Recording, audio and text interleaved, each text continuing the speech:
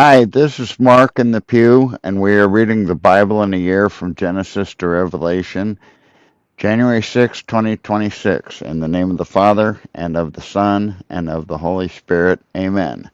Genesis 12 and 13 from the New Revised Standard Version, Catholic Edition.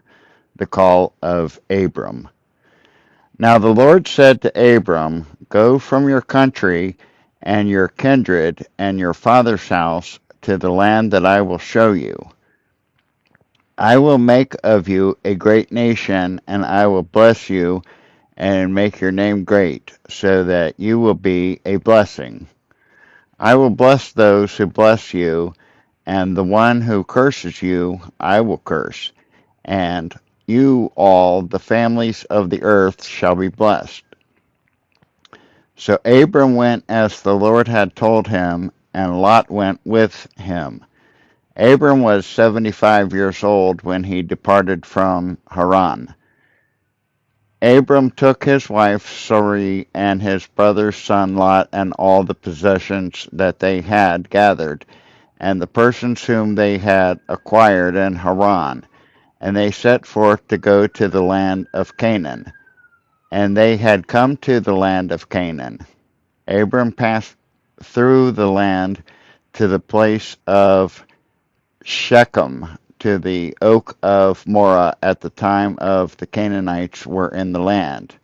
Then the Lord appeared to Abram and said to your offspring, I will give you this land. So he built there an altar to the Lord who had appeared to him. From there he moved on to the hill country on the east of Bethel and pitched his tent with Bethel on the west and Ai on the east, and there he built an altar to the Lord and invoked the name of the Lord. And Abram journeyed on by stages toward Negeb. Abram and Sarai in Egypt.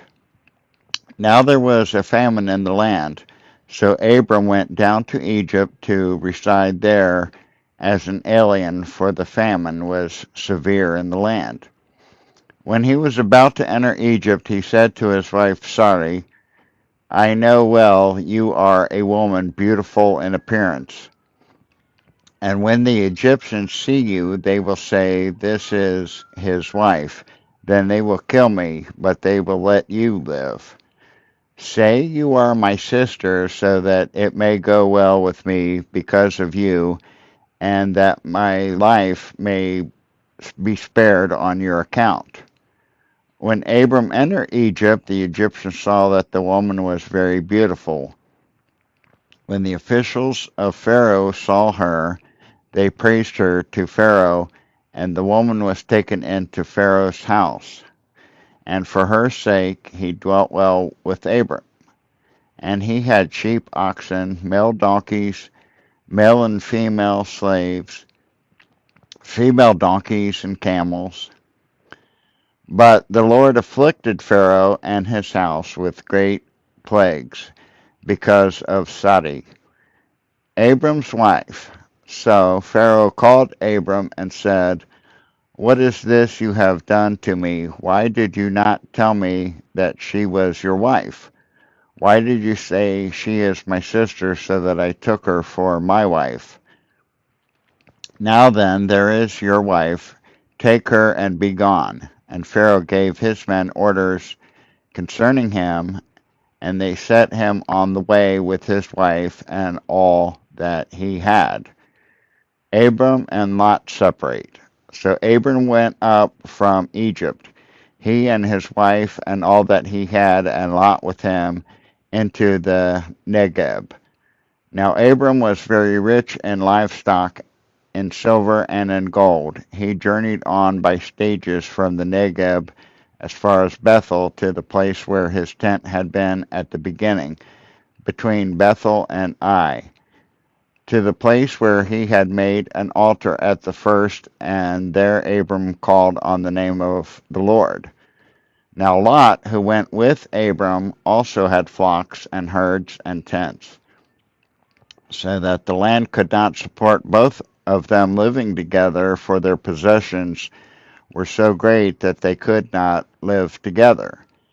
And there was strife between the herders of Abram's livestock and the herders of Lot's livestock. At that time, the Canaanites and the Perizzites lived in the land. Then Abram said to Lot, let there be no strife between you and me, and between your herders and my herders, for we are kindred. Is not the whole land before you? Separate yourself from me if you take the left hand, and I will go to the right. Or if you take the right hand, then I will go to the left. Lot looked about him and saw that the plain of the Jordan was well watered everywhere, like the garden of the Lord, like the land of Egypt in the direction of Zoar. This was before the Lord had destroyed Sodom and Gomorrah. So Lot chose for himself all the plain of the Jordan, and Lot journeyed eastward. Thus they separated from each other. Abram settled in the land of Canaan, while Lot settled among the cities of the plain, and moved his tent as far as Sodom. Now the people of Sodom were wicked, great sinners against the Lord. The Lord said to Abram, after Lot had separated from him, raise your eyes now and look from the place where you are northward and southward and eastward and westward. For all the land that you see I will give to you and to your offspring forever. I will make your offspring like the dust of the earth, so that if one can count the dust of the earth, your offspring also can be counted. Rise up, walk through the length of and the breadth of the land, for I will give it to you. So Abram moved his tent and came and settled by the oaks, the Mamre which are at Hebron, and there he built an altar to the Lord. Job 1 and 2. Job and his family. There was once a man in the land of Uz, whose name was Job. That man was blameless and upright, one who feared God and turned away from evil. There were born to him 7 sons and 3 daughters. He had 7,000 sheep, 3,000 camels, 500 yoke of oxen, 500 donkeys, and very many servants, so that this man was the greatest of all the people of the East.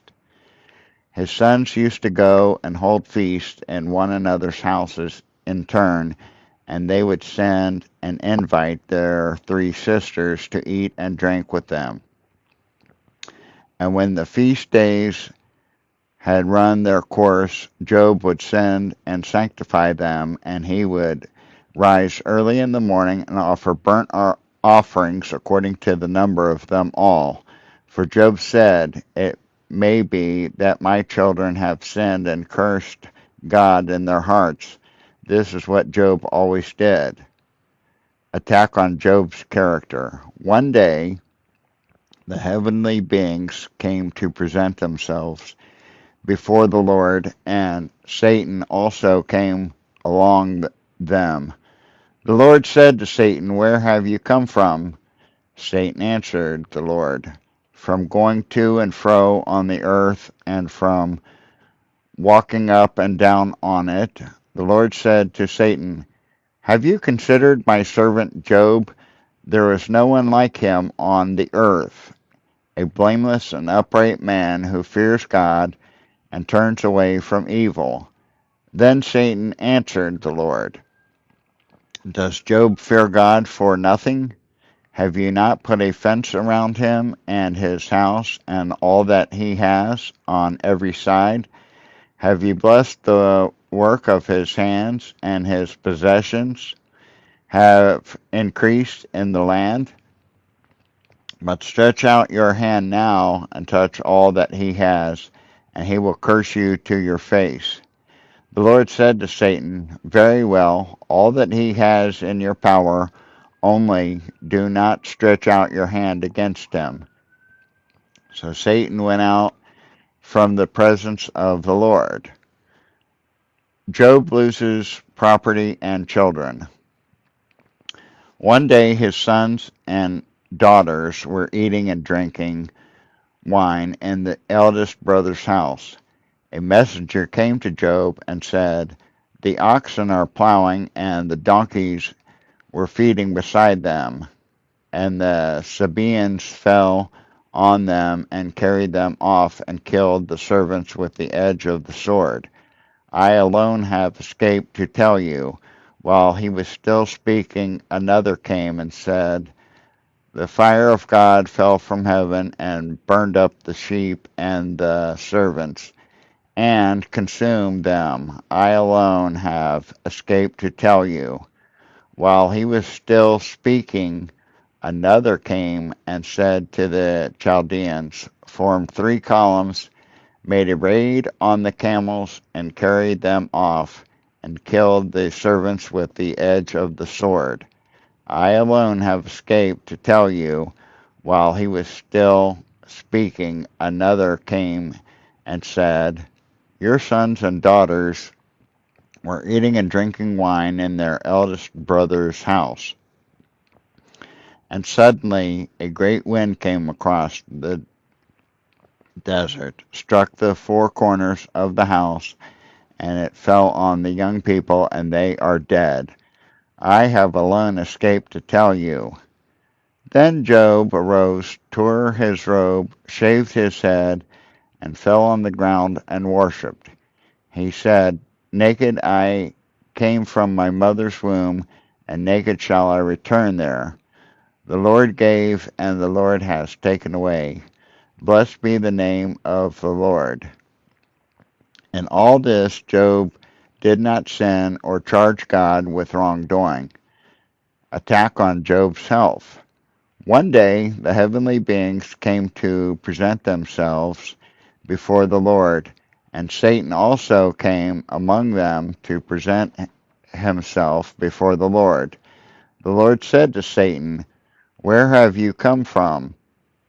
Satan answered the Lord, "From going to and fro on the earth, and from walking up and down on it." The Lord said to Satan, "Have you considered my servant Job? There was no one like him on the earth, a blameless and upright man who fears God and turns away from evil. He still persists in his integrity, although you incited me against him to destroy him for no reason." Then Satan answered the Lord, "Skin for skin. All that people have they will give to save their lives. But stretch out your hand now and touch his bone and his flesh, and he will curse you to your face their lives. But stretch out your hand now and touch his bone and his flesh, and he will curse you to your face."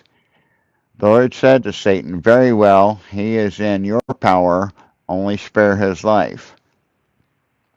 So Satan went out from the presence of the Lord and inflicted loathsome sores on Job from the sole of his foot to the crown of his head. Job took a potsherd with which to scrape himself and sat among the ashes. Then his wife said to him, "Do you still persist in your integrity? Curse God and die." But he said to her, "You speak as any foolish woman would speak. Shall we receive the good at the hand of God and not receive the bad?" In all this, Job did not sin with his lips. Job's 3 friends. Now Job, when Job's 3 friends heard all these troubles that had come upon him, each of them set out from his home. Eliphaz the Temanite and Bildad the Shuhite, the Zophar, the Nephiite, and met together and go console him and confront him. When they saw him from a distance, they did not recognize him, and they raised their voices and wept aloud. They tore their robes and threw dust in the air upon their heads.